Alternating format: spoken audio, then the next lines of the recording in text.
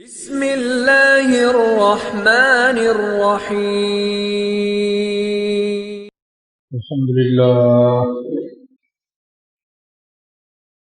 الحمد للہ وکفى وسلام علی عباده الذین اصطفى اما بعد فاعوذ باللہ من الشیطان الرجیم بسم اللہ الرحمن الرحیم یا ایہا الذین آمنوا استعینوا بالصبر والصلاة إن الله مع الصابرين وقال تبارك وتعالى الذين ينفقون في السراء والضراء والكاظمين الغيظ والعافين عن الناس والله يحب المحسنين والذين إذا فعلوا فاحشة أو ظلموا أنفسهم ذكروا الله فاستغفروا لذنوبهم ومن يغفر الذنوب إلا الله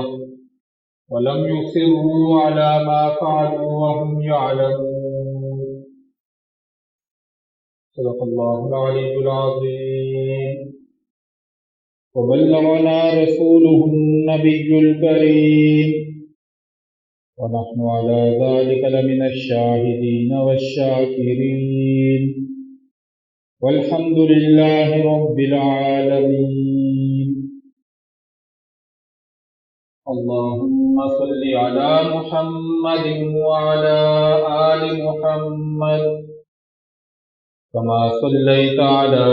إبراهيم وعلى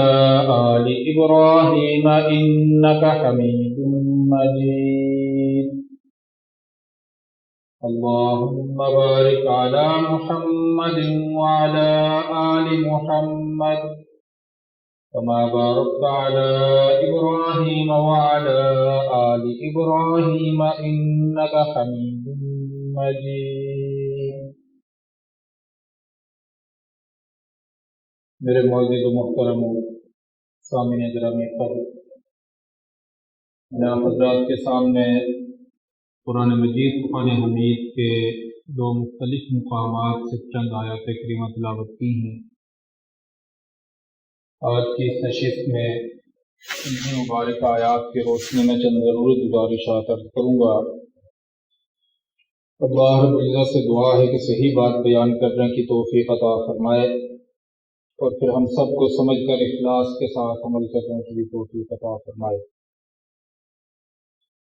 پہلی آیت مبارکہ دوسرے پارے کی ہے۔ ارشاد باری تعالی ہے یا ایھا الذین آمنوا استعینوا بالصبر والصلاة، اے ایمان والو، جب تم مشکل حالات میں پھنس جاؤ، جب تم پریشانی میں، مشکلات میں اپنے آپ کو مبتلا محسوس کرو، استعینوا بالصبر، تو صبر کے ذریعے سہارا پکڑو۔ جب تم مشکل حالات میں پھنس جاؤ تو صبر سے مدد حاصل کرو۔ والصلاۃ، اور دوسری چیز جس سے تم مدد حاصل کرو وہ نماز۔ نماز کے ذریعے اور صبر کے ذریعے تم ان مشکل حالات سے نکلنے کا سہارا اور مدد حاصل کرو۔ ان اللہ مع الصابرین، اور اس چیز کو یاد رکھو کہ اللہ تعالی صبر کرنے والوں کے ساتھ ہیں۔ دوسری آیت مبارکہ چوتھے پارے کی ہے۔ ارشاد باری تعالی ہے الذین ينفقون فی السراء والضراء، متقی لوگ وہ ہیں، تقوی والے لوگ وہ ہیں جو اللہ کی راہ میں اپنا مال خرچ کرتے ہیں۔ فی السراء والضراء، خواہ وہ خود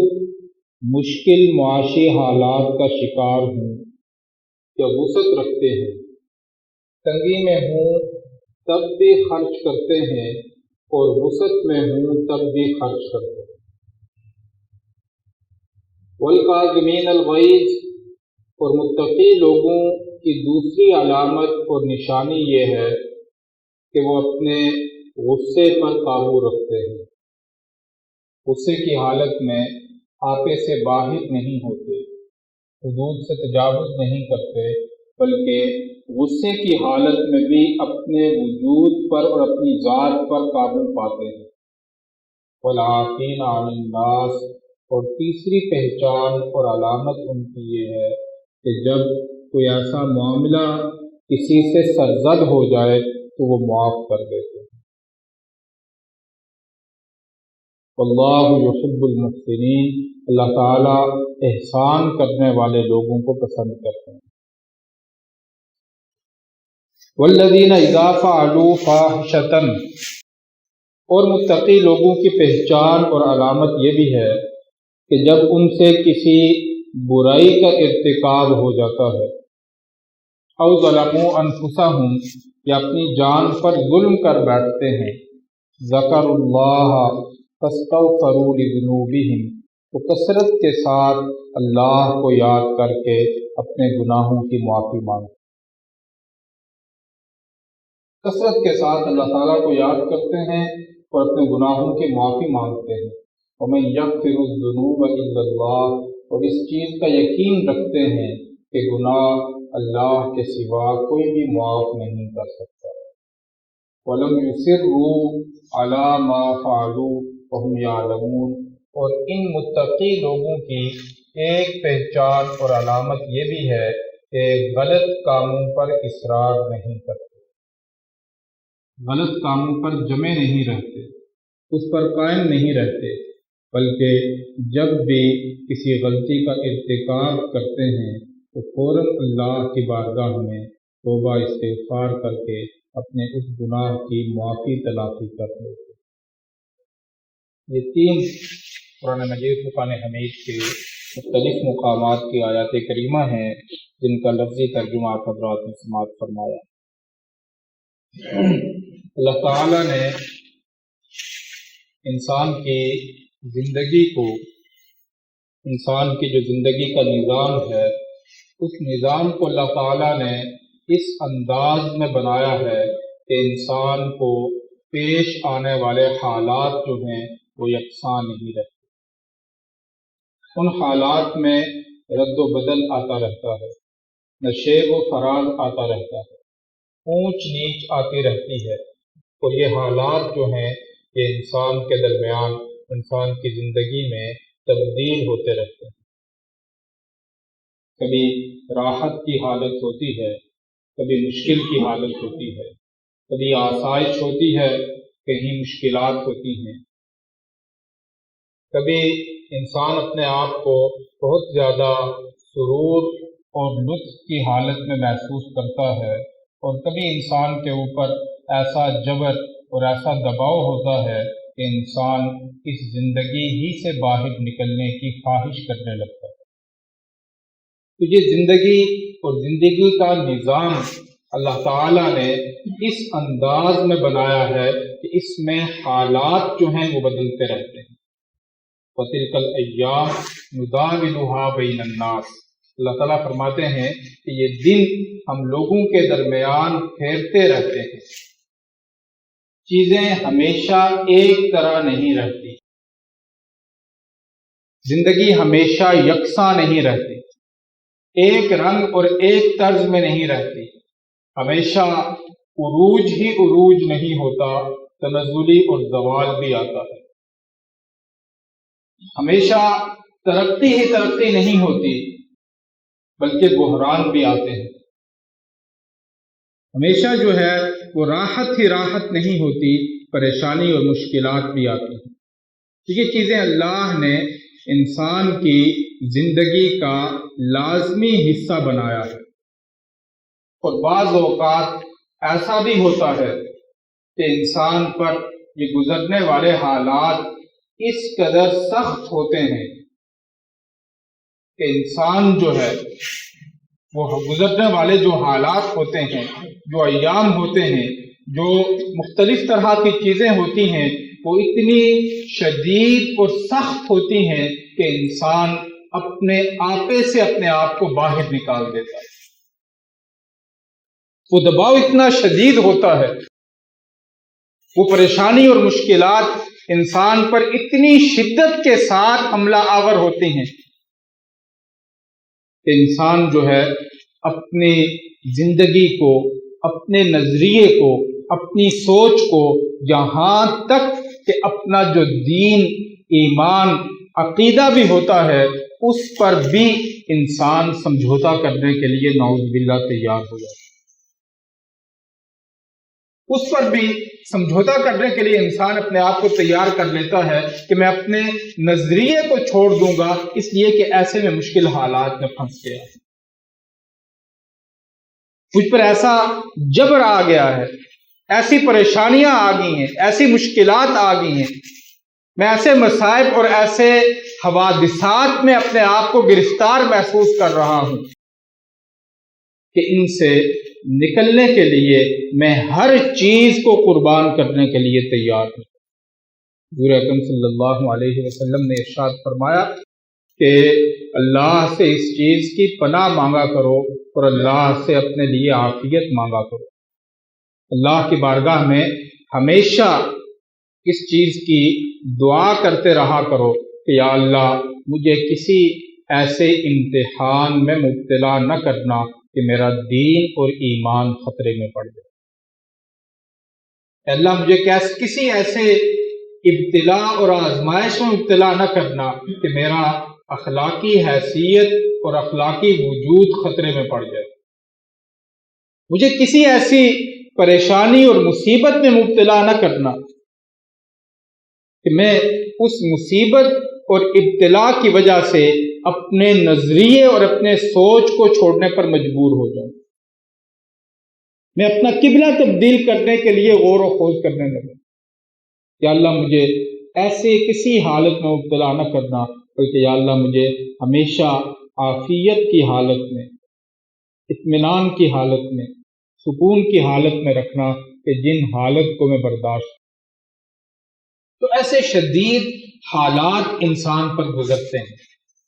اب ان حالات میں انسان کس چیز کا سہارا پکڑے؟ اس طرح کے شدید ترین حالات میں انسان کس کی مدد لے، کس چیز کا سہارا پکڑے، کس چیز کی جانب دیکھے، اور کون سا ایسا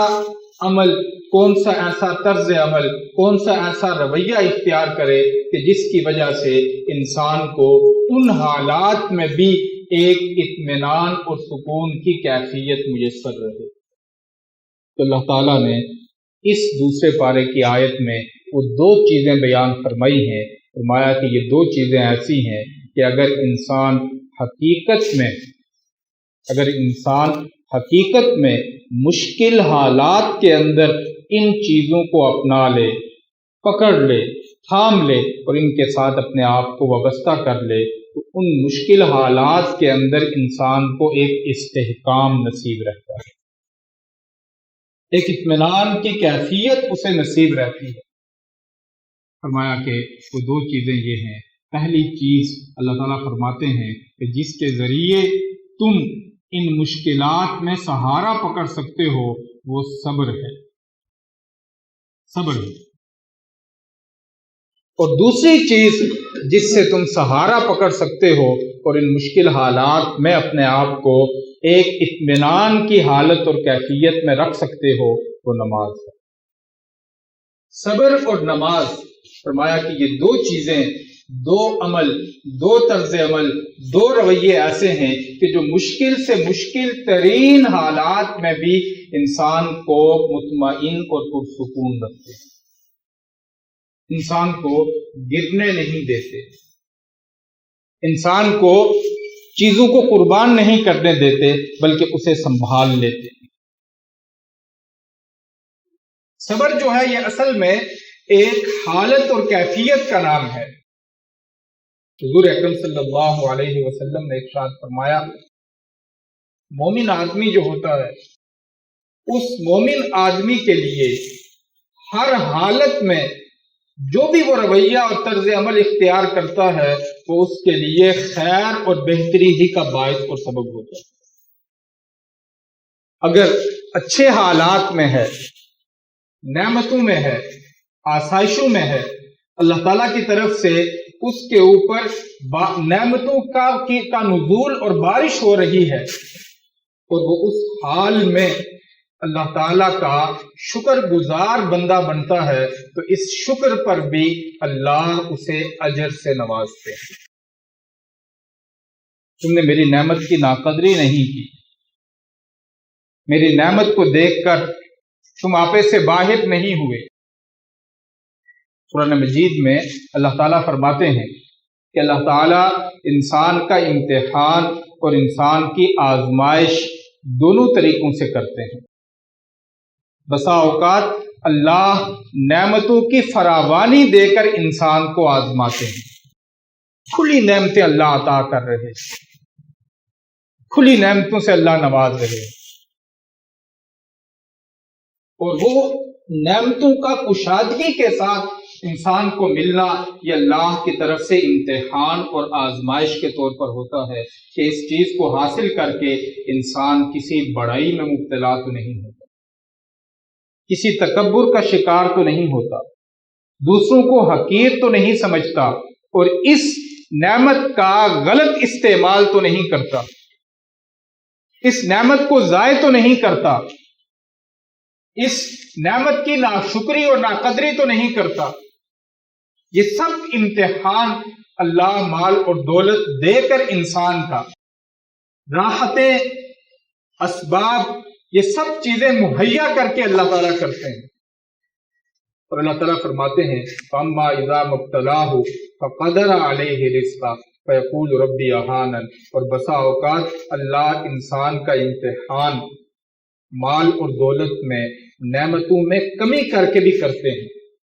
زیادہ دے کر بھی اللہ آزماتے ہیں، اور ان میں کمی کر کے بھی اللہ امتحان لیتے ہیں، ابتلا میں مبتلا کرتے ہیں کہ اس مجبوری کی حالت میں انسان کیا کرتا ہے، صبر کرتا ہے، برداشت کرتا ہے،